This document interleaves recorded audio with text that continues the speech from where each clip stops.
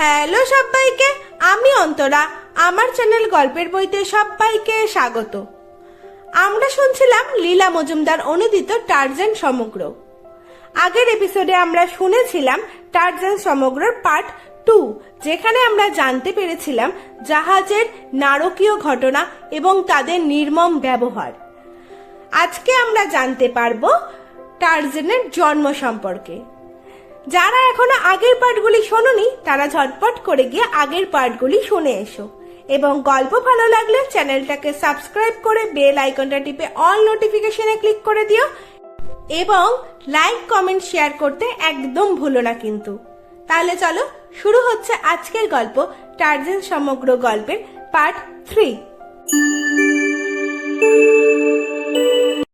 ততক্ষণে বিকেল হয়ে এসেছে। ক্লেটন অস্ত্রশস্ত্রের বাক্সটা সবার আগে খুলে ফেললেন।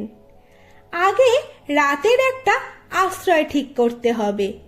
সমুদ্র তীর থেকে 100 গজ দূরে খানিকটা ফাঁকা জায়গায় সুবিধা মতো 4টে গাছ বেছে নিয়ে দড়ি আর ডালের সাহায্যে মাটি থেকে 8-10 ফুট উঁচুতে একটা মাচা তৈরি করলেন।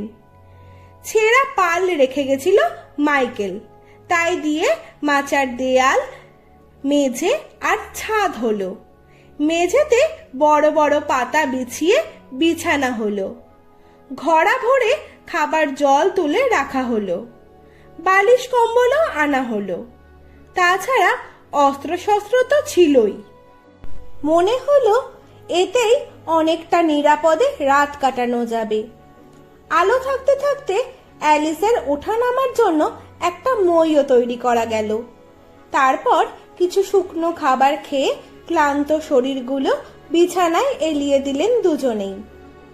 এলিয়ে দিলেও ঘুম কিন্তু সহজে এলো না। সারাদিনের পাখির ডাক থেমে গেলেও মনে হচ্ছিল বড় বড় ভারী জানোয়ার নড়ে চড়ে বেড়াচ্ছে। একবার টিলার পেছনে ফুটফুটে চাঁদের আলোয় বিশাল বপু মানুষের মতো কোনো জানোয়ার দেখে অ্যালিস ভয়েই আধমরা। ভালো ঘুম না হলেও সে রাতে কেউ ওদের আক্রমণ করার চেষ্টা কিন্তু করল না। তবে মাঝে মাঝে বিকট সব চিৎকার শুনে ঘুমের মধ্যেও আটকে উঠতে হচ্ছিল। বলা বাহুল্য, সকালে ঘুম ভাঙলেও শরীরের ক্লান্তি গেল না। সামান্য জল খাবার খেয়ে ক্লেটন কাজে লেগে গেলেন। 4টি পুরু দেওয়াল, মজবুত দরজা জানলা আর শক্ত ছাদ লাগানো একটা বাড়ি না করলেই নয়। আগের দিনই উঁচু ঝরঝরে 4 কোণা ঝোপঝাড় থেকে একটু দূরে একটা ভালো জায়গা পছন্দ করে রেখেছিলেন। মাচাটার খুব কাছেই। 1 মাস লেগেছিল বাড়িটা তৈরি করতে। ততদিন মাচায় বাস। একটাই ঘর হলো, শক্ত ভিতের ওপর গাছের গুড়ির দেওয়াল, তার উপর পুরো এঁটেল মাটির প্রলেপ।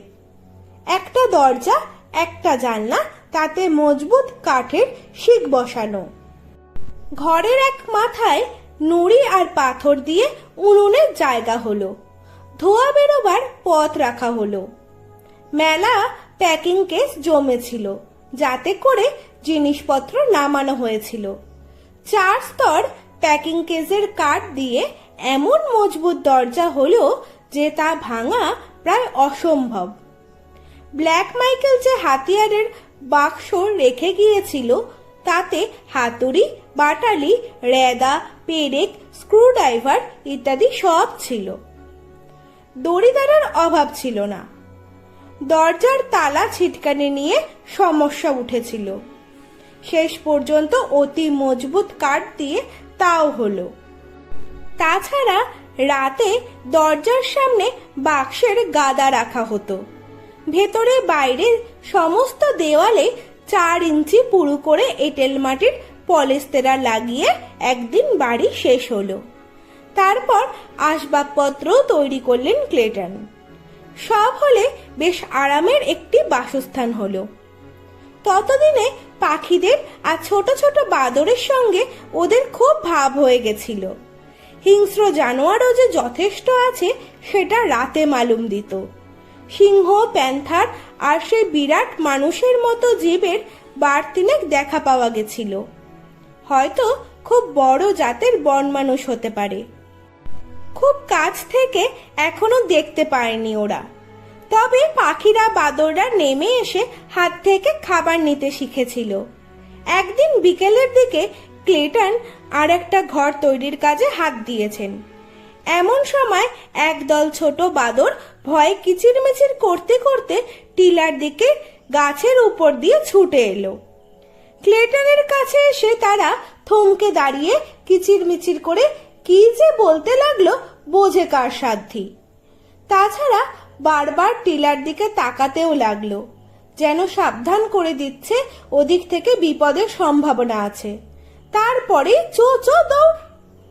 এতক্ষণ পরে ক্লেটন দেখতে পেলেন সেই বন মানুষটা এগিয়ে আসছে।